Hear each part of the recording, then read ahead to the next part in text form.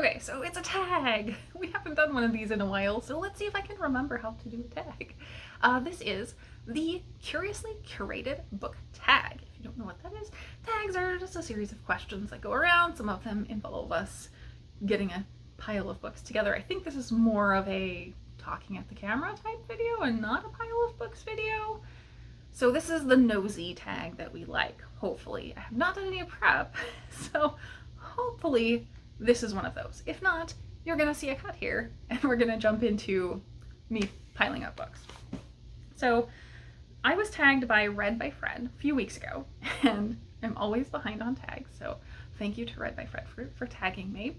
And this is an original tag from the Grape Jelly Library, so I will leave all the information and the questions down below. The first question is, what's in a name? If a book were to be written about your life, what would the title be? I think I would steal a slogan from one of my favorite shirts. It's read books, be kind, stay weird. That's a good descriptor of my life. Another good one would be just a quote from Discworld, Death in Discworld, talking about the meaning of life, and he says, well, cats are nice. So I think well, cats are nice would definitely be a good title for a book about me. The next one is number 2. Oops is a 4-letter word. Have any of your books fallen victim to tragedy, and what factor played a part in your book's demise? I can't think of any horrendous situations with books. I've definitely had some get wet, have stuff spilled on them. Usually I can salvage them. If you throw a book in the freezer, often that will take care of it. I don't think I've had any terrible destructions of books. Number 3, tell me all about it. How do you personally feel about DNF'ing a book, and what effect, if any, does it have on you? So I am definitely one of those people who rarely DNFs books, and DNF is do not finish. So I do fall into kind of the dual camps of DNF. It's possible for there to be a DNF where you're just setting it aside and you're coming back to it, which some people call not for now. I do that. Usually the only time I run into that is if I have to return the book to the library. I just don't have an option to keep it longer. Usually I will try to at least finish. But every once in a while that happens. So I have a couple of DNFs that are books I would like to get back to, but I lost them because of library time. The other is a hard DNF. It means I'm not coming back to it. And that means there was something that was a deal breaker or I just couldn't tolerate. Sometimes that's to do with the writing, like the authorial voice. Sometimes it's to do with the content. I've had a couple that I don't really intend to go back to, but they were just really hard to read, even though it was a good book. The content was so difficult to read through because it was so graphic and challenging. So there are a few books like that, but I definitely am someone who is pro do not finish for your books. If you're not enjoying it, definitely just let it go, move on to another book. There are too many good books out there.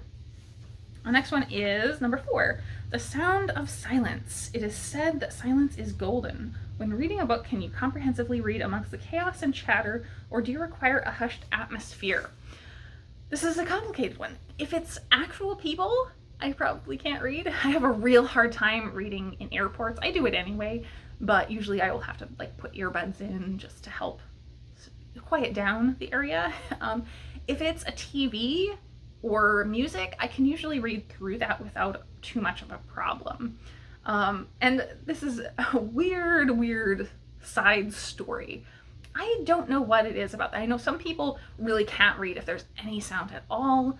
I very commonly in my teens, when probably my brain activity was just haywire, I would very commonly have the radio going, the TV going, and a video game going at the same time, and feel like I was paying attention to all of them. That was not abnormal at all.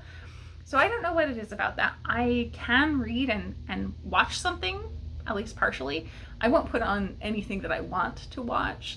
I'm not usually streaming high priority things like trashy reality TV. If there's a show I've been following that I want to catch up on, I'll put that on in the background, that sort of thing. But so I can at least partially watch and read at the same time without it getting to me.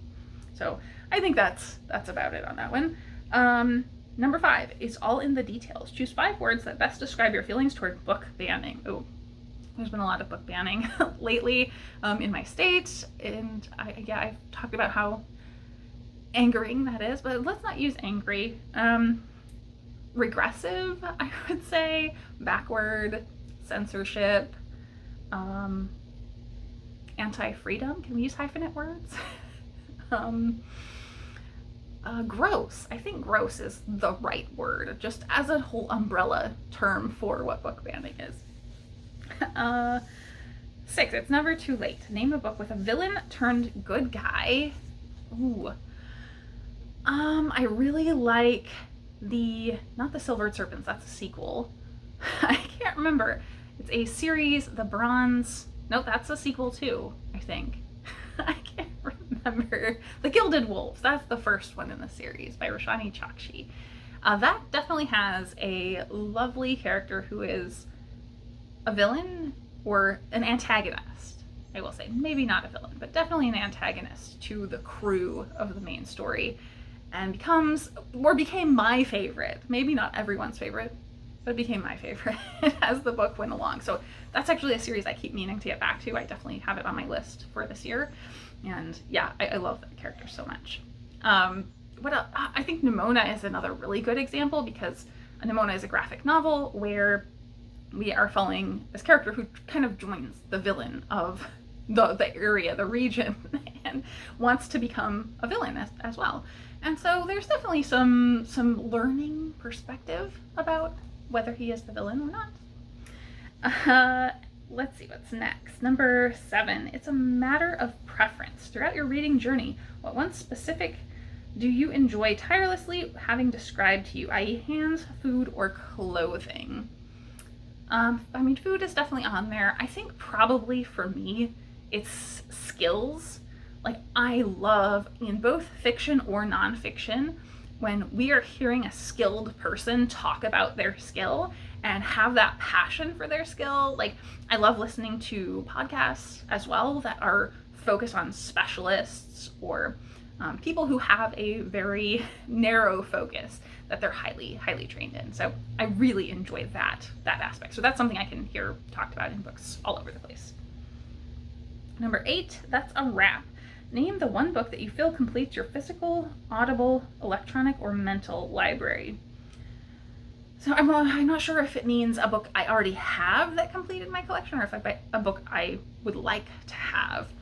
Because I think book I have is one right here, my Ursula Le Guin Hainish novels box set. That is something I spent 10 plus years looking for a box set of it, and it just didn't exist. There were some Earthsea options out there that were all in the same edition, but they also recently came out with the Earthsea Illustrated in one bind-up, and that's fabulous as well. But the Hainish novels were kind of a white whale sort of thing. It didn't exist. Nobody had printed them all together in the same edition that you could buy together. And so Library of America finally had that come out, and I was overjoyed. I pre-ordered it as soon as they announced it was coming out because I had been looking for it for years. So that was sort of the end cap of my collection. I have a number of Neil Gaiman's work, and I think that some of the special or certain illustrated editions would really complete my collection. So that might be an option. I don't have all of Sandman, and the Sandman omnibuses are kind of another one that always catches my eye, and I would love to have, but they're so expensive, and from what I hear, not well bound. So you can't really use them for reading. And I do use even my special edition books for actual reading. So I'm a bit mixed on that one, but that would be like the epitome of, if I were wealthy, I would own all the Sandman omnibuses. Lend a helping hand is number 9. Recommend 3 booktube channels that need a boost in subscriptions, and then go and subscribe to their channel. Well, obviously I'm already subscribed because I'm going to recommend them, but you guys go subscribe to their channel. So 2 right off the top of my head that I can think of that are just way underrated are Nikki's Books and R.K. Stumbling Bear. And they're both kind of sci-fi fantasy readers who have fairly small booktube channels, terribly underrated because they're super consistent readers and they constantly are putting out videos. I think Nikki's Books is sci-fi fantasy leaning more fantasy, and R.K. Stumbling Bear is sci-fi fantasy leaning more sci-fi. So depending on what you're interested in, definitely try them out. Another one would be Lunacia Books, who is I think, Norwegian booktuber. I believe Oslo, I think I remember, is the city. But I did not know Lunacia has been out there on BookTube for a long time, and just recently discovered the channel myself during the Queer Lit Readathon. And Lunacia is making great content from lots of vlogs, especially if you enjoy vlogs. I love watching the vlogs, but like readathons, really active participant in readathons as well. Very diverse reader. Again, a lot of sci-fi fantasy, but a lot of other stuff. A lot of LGBTQ plus reading. I love it. So everything on that channel is great. I think that's 3. So from there, we have the tag. So we will tag the 3 people that I mentioned already, because I don't think any of them have done this tag. And I would love to see them do the tag. And if you want to do the tag, you do it as well. And let me know you've done it, and I will go check out your video. Would love to see everybody's answers. So that is it for me today. Thank you so much for watching.